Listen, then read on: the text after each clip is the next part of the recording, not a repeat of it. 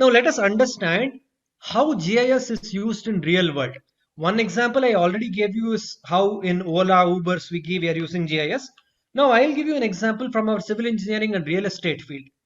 Now for the next 10 minutes, all of you are, please think that you are a real estate developer, right?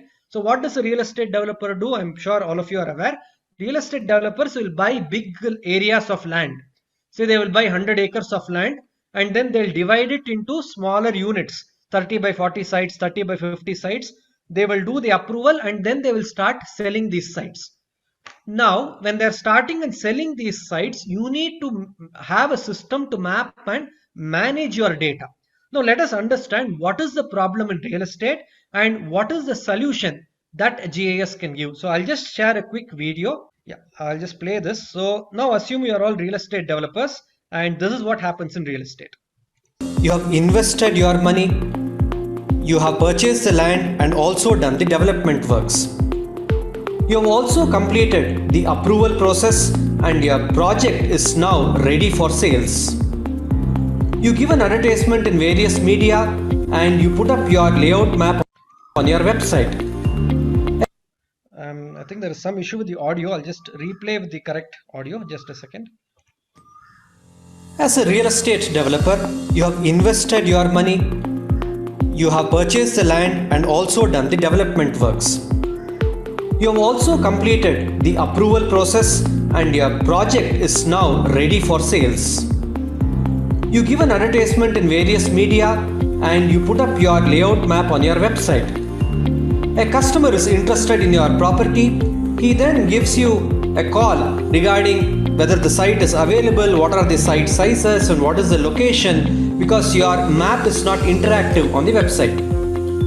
He also asks specific questions like, is site number 42 available? Immediately he then gives you... Okay, there is some issue with the synchronization audio and video, so I'll just give you a voiceover. So basically you are a real estate developer, you have done a complete project, and after doing the project, you are ready for sales. And this is the general CAD map. I'm sure all of you would have seen the CAD map. This is how you would have done the approval. Now a customer is calling and asking you a particular detail. For example, is asking whether your site number 42 is available. Now, as a real estate developer, you ask your team. You have a technical team, you have an admin team, you have a marketing team. You ask the team whether site number 42 is available. Now, your technical marketing team is using softwares like Excel, LibreOffice, and then they come up with a report of whether site number 42 is available. Similarly, your admin team is using a separate ledger, paper maps. They come up with a report. And similarly, your technical team is using CAD and spreadsheets, and they also come up with a separate report. Now, once you have all these reports, all of them give these reports to you. Now, once you start analyzing these reports, you find that site there number is 42. discrepancy. All of them give the information to you. You find that there is discrepancy in the data. One department, admin department, is saying site number 42 is blocked. Marketing department is saying site number 42 is vacant. So if it is like this, it is very difficult for you to do business, because when a customer is asking site number 42, if each of your department is saying different things, then obviously you cannot do business, right? So you need to have a system wherein all the information is available at a click of a button, and all of you are using a single database.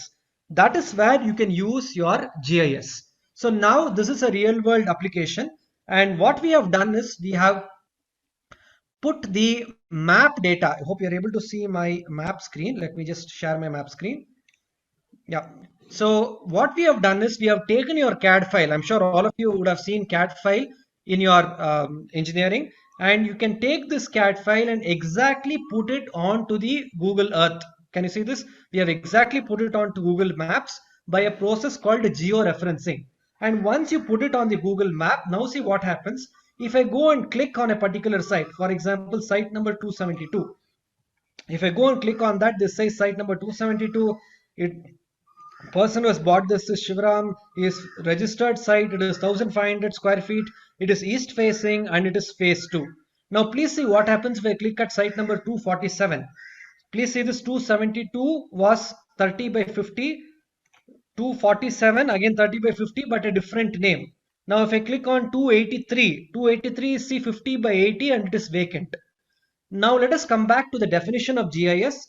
GIS is nothing but location plus information. Now can you see at this particular location, this is the information. Can you see location is this particular site? The information is it is vacant, it is 4,000 square feet and it is north and west facing. Similarly, when I go click on a different site, for example, site number 179, the site number is 179, client is Supriya, the status is to be registered and is 2400 square feet.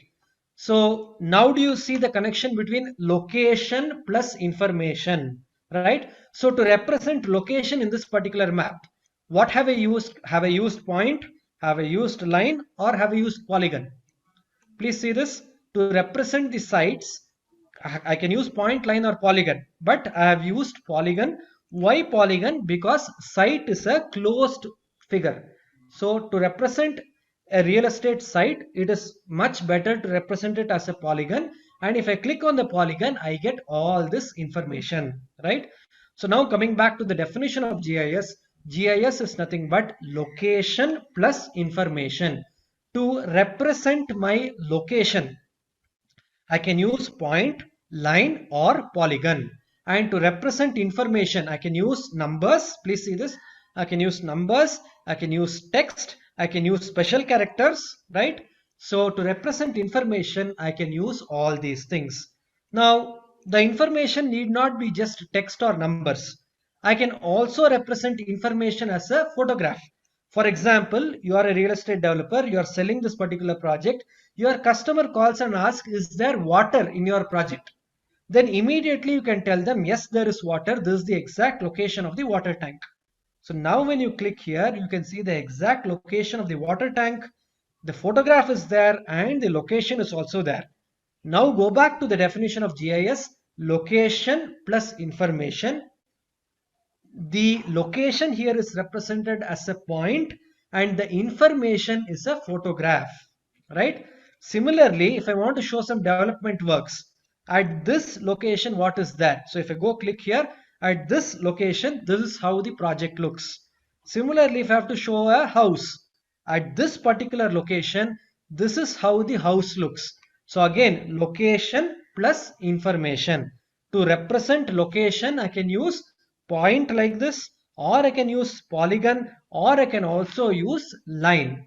So a line, if I want to represent a linear feature like road, polygon whenever I have to represent something with area, point whenever I have to represent something which is a stationary object, right? So like this, using GIS, I can represent anything with location and information. Now the other advantage of GIS is I can manipulate data. What do you mean by manipulating? For example, your customer is calling and asking, I like your project. I am interested in site number 289. I want to purchase this. Please see this. Site number 289 is vacant. Vacant means what? Can you see? Vacant means green color.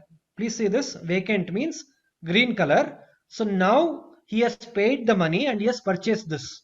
So as soon as he purchases this, what you need to do, you can change in the map itself, because GIS is location plus changing information. So to do that, I'm going to click on this particular site and then I'm going to say edit, and then I'm going to go to status, site status, and then I'm going to say it as registered, registered. Now please see, the earlier color was green when it was vacant. Now as soon as I say it is registered and then I say save, automatically the color will also change, right? Now if I am in the marketing team, as soon as I do this change, I will know. If I'm the admin team, I will know. If I'm the technical team, I will know. Then each of them need not have their own separate Excel, separate CAD, separate PDF. They need not have so many tools. They can just have this one tool and everybody is connected to this. Now, if they don't want, for example, this particular person after registration wants to sell it back. Again, he has sold it back to you. You can again go back and say, click on that and then go to status and again go and say VACA vacant and then say save, and then automatically that color now goes back to green, right? So this is the advantage of GIS. Now imagine there are more than 25,000 real estate developers in India, and you see the real estate developer website. All the project maps are still paper-based maps. See the massive opportunity, not just in India, all over the world. Not only this, every real estate developer has something called the survey map. That survey map is still a paper map. So GIS as a field has massive opportunities in your civil engineering, in your real estate, and not only that, all your CAD files. Anytime you do a layout, a project plan, for example, you do the house plan. Instead of doing it in CAD, if you use GIS, you can show to your client, this is the kitchen, this is the bedroom, this is the bathroom. In kitchen, these are the tiles I'm going to use. These are the kind of fittings I'm going to use. So you click that, you can play a video. You click that, you can play an audio. So you can make your all your house plans also very interactive. So now understand how many millions of people are constructing homes, how many civil engineers are using paper-based, CAD-based drawings simply by getting it into a GIS domain. There is so much of opportunity and there is so much of scope in this particular subject, right? So that is a real world example of how you can use GIS in various examples. You can do campus mapping, you can map your college campus, you can do mapping all the parks in a particular constituency, you can do election mapping, you can do irrigation project mapping, you can do highway mapping. So anything that is having some location, you can map it, get it into the GIS domain, and you can work on GIS. So that brings us to the next topic. What are all the career prospects in GIS? So now we know about GIS. Let us understand some of the career prospects and job opportunities. So in the US, geospatial industry is categorized as a high growth industry. And there is even now a very high shortage of people in the geospatial sector in both private as well as government sectors.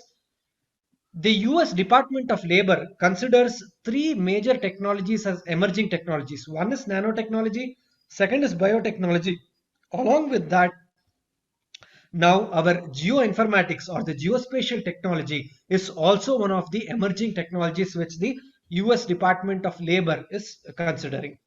Similarly, let us come to India. In India, this is the 2017-2018 data. So please understand, in 2017-2018 itself, the geospatial economy is 20,629 crore. So that is the market cap or the market size of the geospatial industry, giving an employment of, this is a direct employment of 2,51,300 people. Obviously, indirect employment is more than 10 times of this particular value.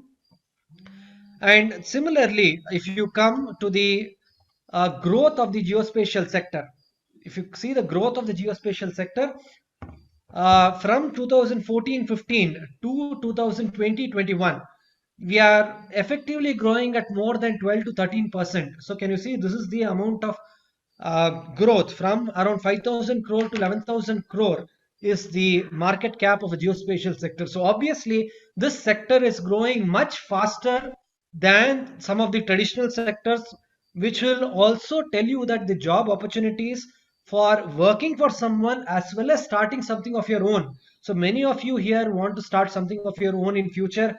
For that you need knowledge. You also need to be in a field where there is lots of opportunities. And geospatial technology is one field which is having massive scope. Now let us understand specific job opportunities.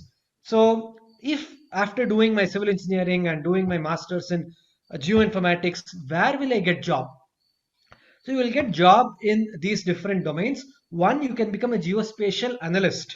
A geospatial analyst is one who's having some kind of subject knowledge, either civil engineering knowledge, water resources knowledge, or knowledge of renewable energy, transportation. And on top of that, he also knows GIS, and hence he is able to do things like transportation planning. For example, how should the new set of highways come up? So we had Golden Quadrilateral earlier. Now we have the Bharat Mala scheme. So how are these schemes planned? So for all these things, the government is using GIS. So you can become a transportation planner. You can become a water resources planner. How should you get water for a big township of 10,000 people? What is the source? What is the kind of mechanisms that you need to adopt? What is the kind of pipelines that you need to have? You can work with water resources in various capacities. Renewable energy, which is the best place for solar, which is the best place for wind? How should you do your solar park to get the maximum output? All these things again are an advantage of using GIS. Now, if somebody is interested in planning, so now we have lots of smart cities coming up. Every smart city requires a smart city planner. So for the smart city planning, the fundamental technology is GIS. So your civil engineering plus GIS, you can become a smart city planner. You can do master plans for various other cities. Then obviously developer, somebody who's having some idea of coding, who loves coding and want to get into GIS. Then you can become geospatial application developer, because many of these applications like Ola, Uber, or the WebGIS application I showed you for real estate, these are all custom developed applications which somebody has written code. So your technical knowledge plus your coding knowledge and then getting into GIS, this also can be done. But also please note, you don't necessarily have to know coding to get into GIS. If you know coding, job opportunities are different and better. If you don't know coding, you can still become an analyst, a planner, and you can also get into policy, research, teaching. I think you would have already observed in many of your colleges, GIS elective would have been there, but your college may not be in a position to offer that elective because there are lack of teachers, right? In India, for the whole of, say, in let me take Karnataka, for the entire Karnataka, there is only one college offering MTech in geoinformatics. Compare that to the number of college offering MTech in structural engineering or in some other field, right? There are lots of colleges. For entire Karnataka, only one college offering MTech. And in India also, there are only hand few colleges. That means the number of people who come out of this particular field are very less. So teaching itself is a very big opportunity. You have an ability to teach to right from geography school students to college students to geography, MSc geography students, as well as civil engineering, environmental engineering. All these people you can teach GIS. And finally, lots of research in smart cities, in policy, what kind of policies the government should evolve, all these things you have an ability to do a PhD in geoinformatics, right? So, in essence, I would like to say GIS is a field that is massive opportunities are available, and you are special because you have subject knowledge of GIS. So, you can immediately apply the geoinformatics in your own civil engineering and immediately start getting lots of job opportunities, as well as you can also become a job creator by understanding these technologies and by being able to work on these softwares, right? So with that, I would conclude. These are some of the image credits. I would like to conclude by thanking the organizers for giving me this opportunity. Any doubts, questions, you can please share it in the chat box. Be very happy to answer them. Be rest assured, lots of opportunities. What you need to know is fundamental knowledge of how to apply these particular fundamental concepts in the real world situation. So thank you so much.